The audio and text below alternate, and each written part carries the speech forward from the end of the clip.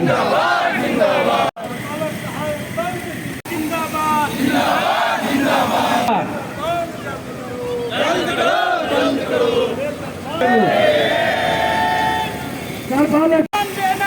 देना होगा वेतनमान देना होगा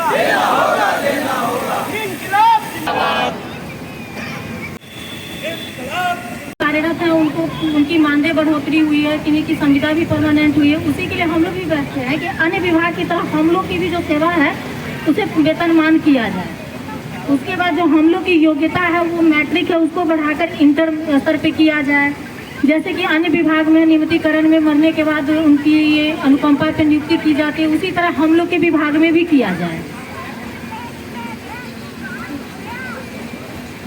इसी सब के लिए चिकित्सा लाभ अन्य जो भी लाभ नियमितीकरण वाले को मिलता है वो हम लोग को भी दिया जाए।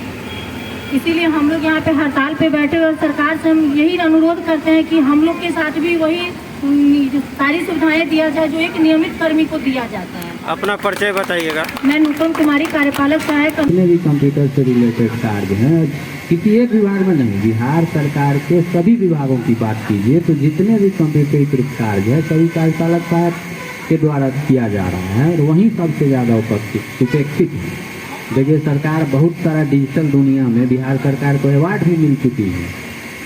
आपको नेशनल लेवल का अवार्ड भी बिहार सरकार दी है हम ही कार्यपालक सहायक के बदौलत। तो हम सरकार का ये कहीं कोई काम हम पर नहीं कर रहे हैं। आप भी बहुत दिन से पत्रकारिता कर रहे हैं, एक प्रतिष्ठित मीडिया है आपका, तो आप देखते होइएगा कि जो भी धरना प्रदर्शन होता है वो सरकार के विरुद्ध नारेबाजी होता है। हमारा 38 जिला में कार्यक्रम हो रहा है, कोई सरकार के विरुद्ध नारेबाजी नहीं है। हम सरकार तक अपनी मांग पहुंचा रहे हैं। इसी सरकार में इसी महीने लगभग सभी विभागों का मानदेय बढ़ा दिया गया।